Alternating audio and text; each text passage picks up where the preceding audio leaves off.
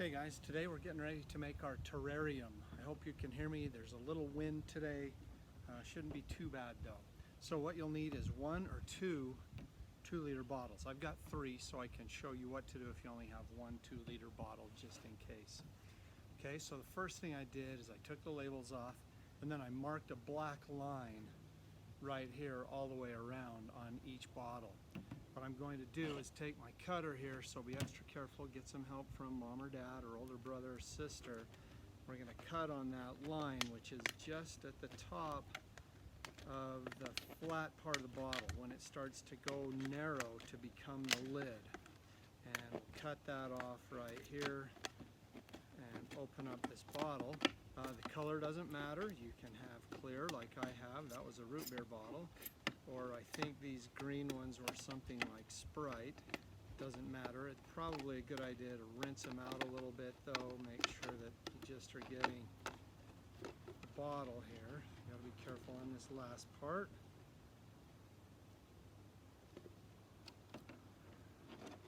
Okay, so we'll need the top of that one and the bottom of this one. And then we'll cut this right here so that this bottle is cut basically the same way.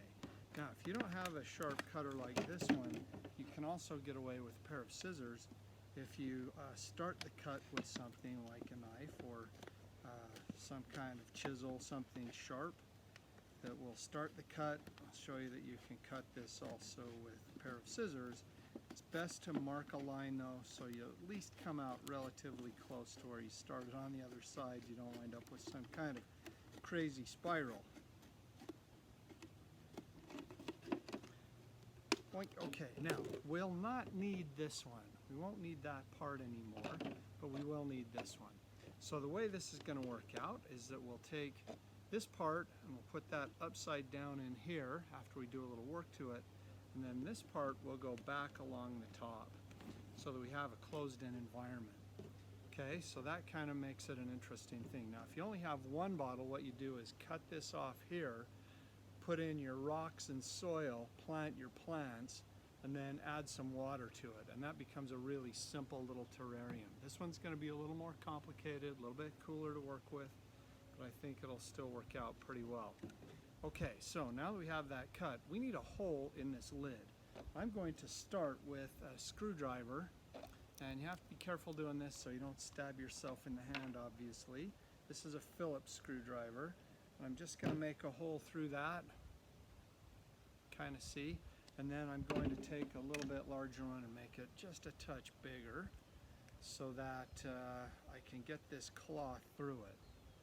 Okay, I'll take my cloth. This can be, this is like a piece of flannel, but you could use an old t-shirt for this, and we want to feed that through the hole. And if I put it on there with my screwdriver, and then I can kind of start it through, I should be able to get a hold of it and pull it so it's going through that lid pretty much all the way.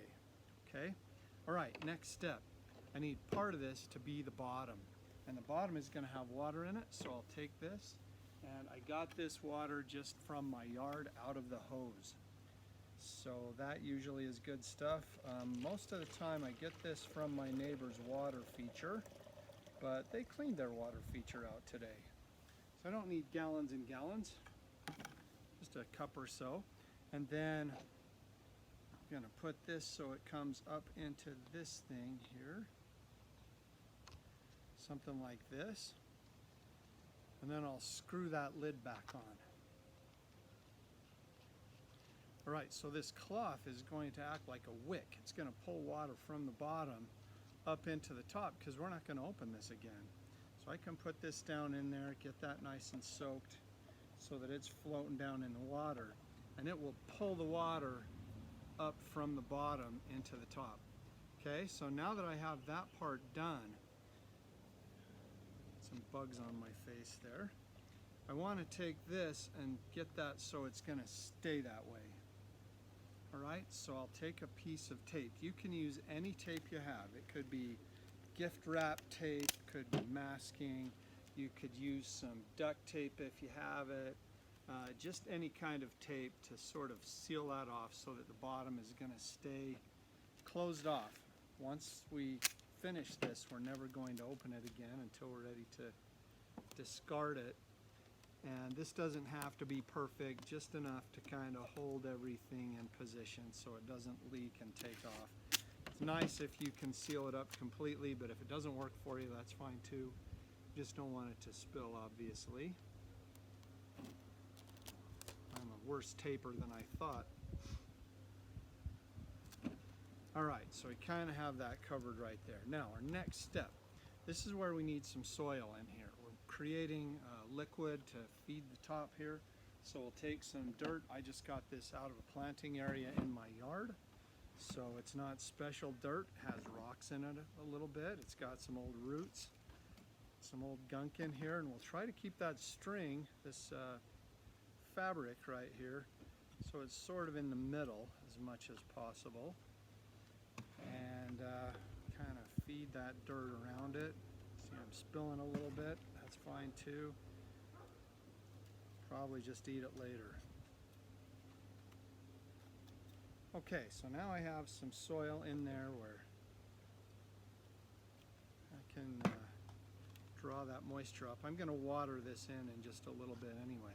Now, this next part could be tricky. This is where you have to go out into your yard and find a weed or a plant you've got growing. You can use some seeds. I'm going to do some of each today, but whatever you have. If you've got some seeds from planting your family garden, you can use those. I've got some grass seeds today. You could use a weed. If you pull that up, make sure you get the root. So what I have here is a little weed that I got out of my yard. It's a volunteer maple tree, because I have maple trees in my yard. So I'm going to make a little hole for that and put its root down in there. Kind of replant it, that leaf out of the way. Same with this little guy right here. This is, we have lots of bellflowers in my yard. And so I've got this bellflower plant right here. It's a little bit bigger, so I'm going to make a hole for it, feed its root down into that, kind of push that down so that it will have a chance to get a hold there. Hopefully it will sprout. Got another couple of these little maples. Shouldn't be growing like this, but they are. And I'm going to take this cloth that's still left here and sort of wrap it around in the dirt, so that when it pulls that water up, it will water each of these plants, kind of keep our soil moist in here as it pulls that water from the base. It's going to act like we said, kind of like a wick. Alright, so we've got that sort of down around in there. I'll take my grass seed that I have right here and we'll just kind of sprinkle that around and push it in just a little bit, nothing too fancy. And my last step is to take just a little bit more soil and kind of cover everything up just a little bit. Kind of get it down in there to do its job. Okay, so I think I've got a start there. My last step is to give this just a touch of water to sort of get everything started.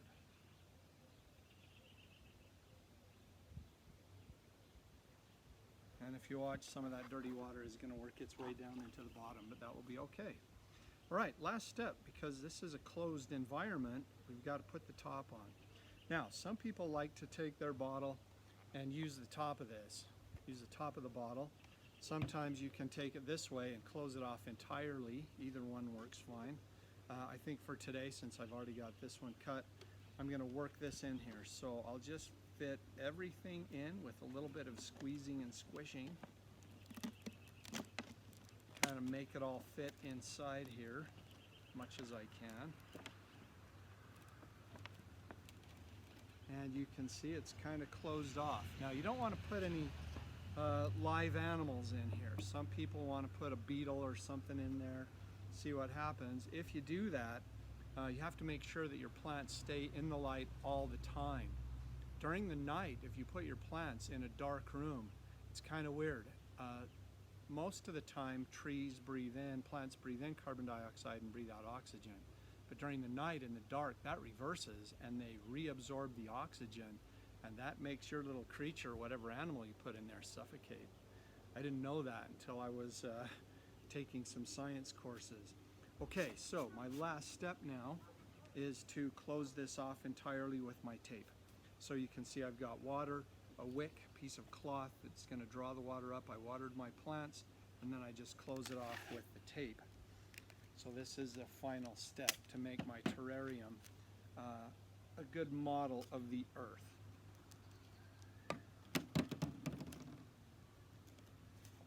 That's a pretty bad taping job, but I think it's still going to be okay.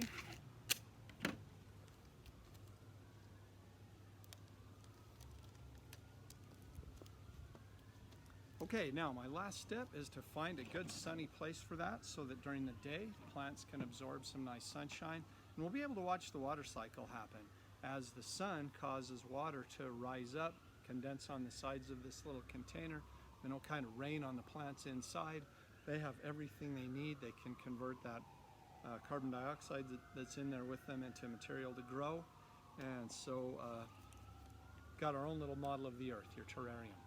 Okay, if you can't find this stuff, remember you can always start with one bottle. If you just have 1 2-liter bottle, hopefully your family, if you have a delivery of some kind, pizza or something, some night you can grab a pop bottle and cut it up to make your terrarium.